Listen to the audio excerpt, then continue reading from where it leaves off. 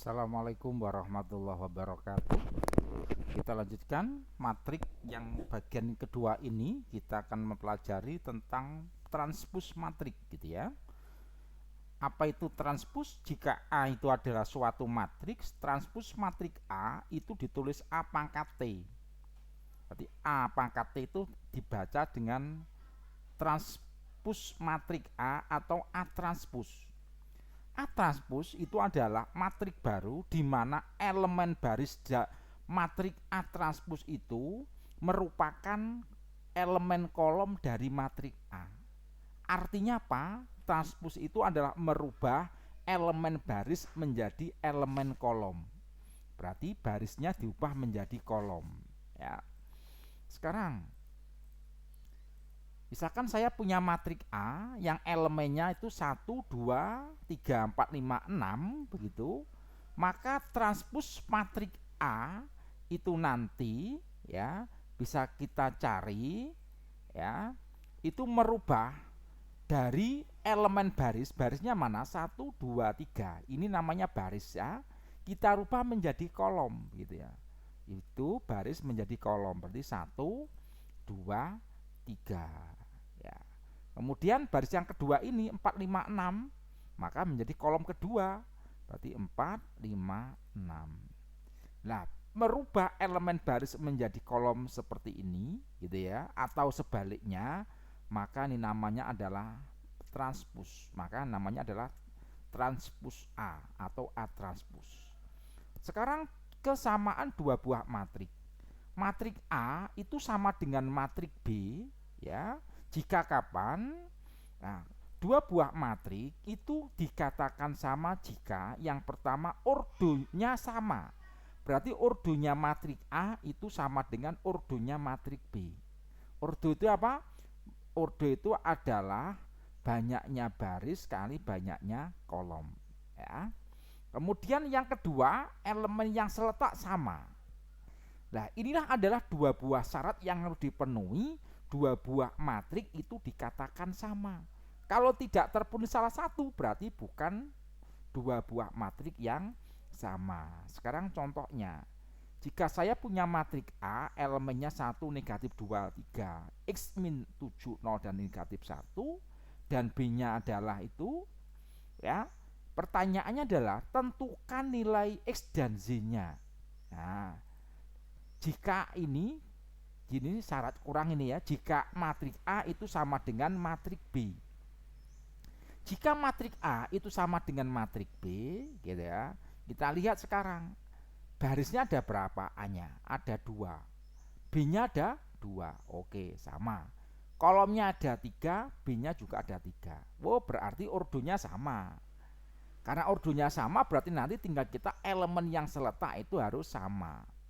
Berarti ini matrik A sama dengan matrik B ya. Oke, berarti karena dia sama, elemen seletaknya sama, berarti dilihat elemen yang terletak pada baris 1 kolom 1 sama. Terletak baris 1 kolom 1-nya juga sama. 1 sama dengan 1, min 2, min 2, 3, 3. X min 7 di sini 6, berarti ini harus sama berarti. X min 7 itu harus sama dengan 6 gitu ya. Nah, maka kita selesaikan, maka X-nya sama dengan 6 ditambah 7, berarti dia adalah 13. Nah, berikutnya dilihat di sini negatif 1, di sini 2Z, berarti harus sama. Negatif 1 sama dengan 2Z. Maka 2Z-nya sama dengan negatif 1, Z-nya berarti negatif setengah. Berikutnya diketahui matrik K ya, ini dan matrik L-nya itu. Kemudian jika matrik K sama dengan L, maka R-nya itu nilainya berapa? Ya, kita selesaikan ya. Matrik K sama dengan matrik L, kita masukkan gitu ya. Nah, ini ordonya sama, 3 kali 3, ini juga 3 kali 3. Sekarang tinggal kita mencari elemen yang seletak itu harus sama. Berarti P ini harus sama dengan 6 gitu ya. Oh, berarti P-nya 6. Berikutnya Hi ini harus sama dengan 2P. Berarti Hi sama dengan 2P. Padahal P-nya sudah tahu 6, kita masukkan 2 kali 6 berarti 12. Nah, berikutnya kita ambil yang 3R sama dengan 4Q. Nah, ya. Lah Q-nya sudah tahu, kita ganti. Q-nya kita ganti 12 ya. Maka 3R sama dengan 4 kali 12, sehingga R-nya ini 48 dikalikan dibagi 3 sama dengan 16. Nah, gitu ya.